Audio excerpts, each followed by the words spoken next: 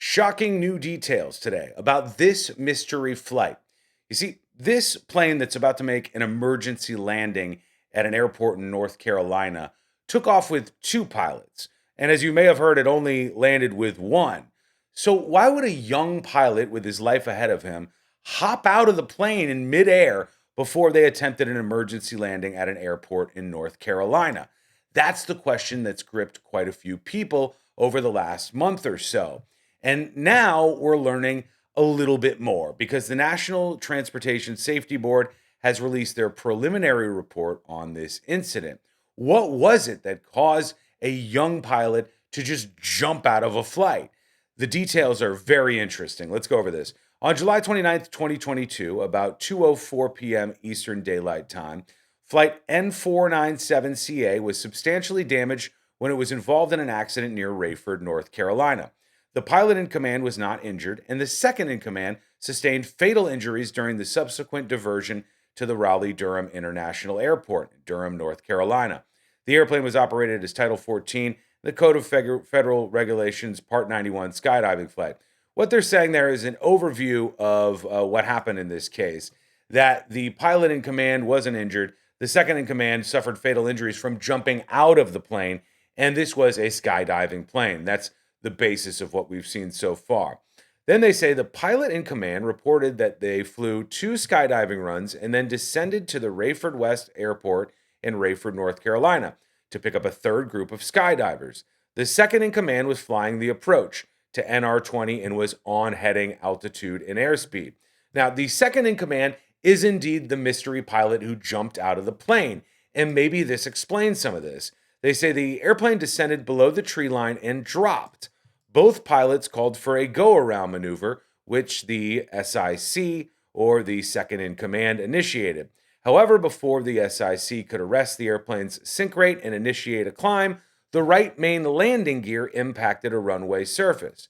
So the pilot who jumped out was in control of this landing, and the landing was what left this landing gear destroyed from hitting the surface of the runway. Now the pilot in command takes over, assumes the flight controls upon the airline reaching 400 feet, then flew a low approach over NR 20 to have airfield personnel verify the damage. The personnel subsequently called the pilot in command to let him know that they recovered the fractured RMLG on the runway. The PIC directed the SIC to declare an emergency and request a diversion to RDU for landing. So the main pilot is now telling the secondary pilot, who again was the one who jumped out of the plane, that he should declare an emergency and request a diversion for landing. Here's when things heat up. While en route to RDU, the crew coordinated with air traffic control, operations, and their customer and planned their approach and landing at RDU, with the second in command responsible for communing with air traffic control, while the primary in control flew the airplane. So now the other pilot is flying and ready to land this thing. The pilot in control reported there was moderate turbulence during the flight, and then about 20 minutes into the diversion to RDU, after conducting approach and emergency briefings, the SIC became visibly upset about the hard landing. So the pilot who jumped out is taking this really hard. He's really upset that he crashed this landing and busted the landing gear, putting the pilot in command in danger himself, and now both of them were in danger. Would they be able to land this? Review of preliminary air traffic control radio communication information from the FAA said the second in command had been communicating with air traffic control up to that point in the flight. In his final transmission, the second in command acknowledged a course heading from air traffic control.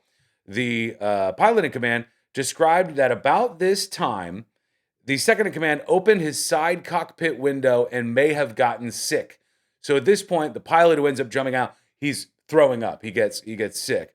The pilot in command took over radio communications, and the second in command lowered the ramp in the back of the airplane, indicating he felt like he was going to be sick and needed air.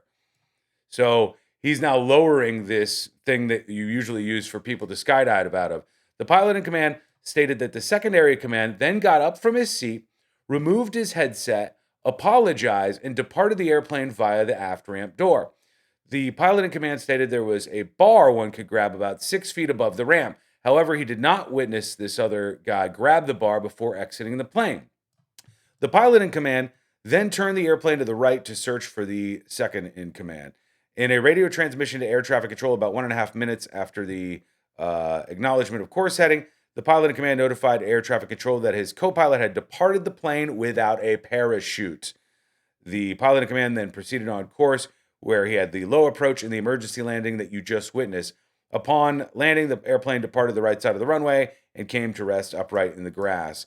So they suggest that it was potentially as a result of an embarrassment from the second in command on this flight that he had this landing accident, that he was responsible for breaking the landing gear, and then they were forced to do this emergency landing. At first, he was angry about it. Then it brought him to vomiting, to getting sick.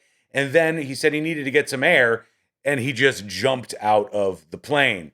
That's what it looks like to me from the NTSB report that was just released. Let me know if you think that's what really happened here, or if you have some other theories as to what occurred on this mystery flight where 2 pilots took off, but only 1 landed in North Carolina. Let me know what you think in the comments. Facebook.com/The News Junkie. Hit that follow button. YouTube.com/The News Junkie. Hit subscribe. Thanks for watching as always, and we'll talk to you again real soon.